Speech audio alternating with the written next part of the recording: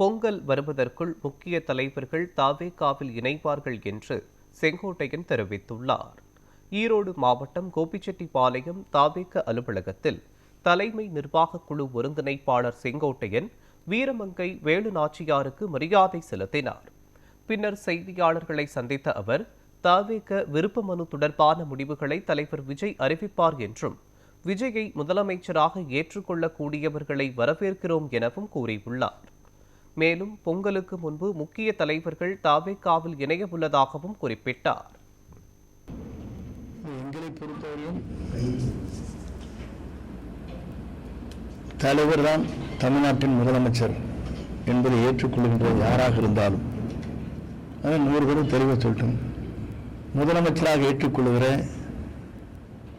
கூட்டணி தான் நம்மோடு இணையும். அவர்களை வருகின்றவர்களை வாழ்த்தி வரவேற்போம்.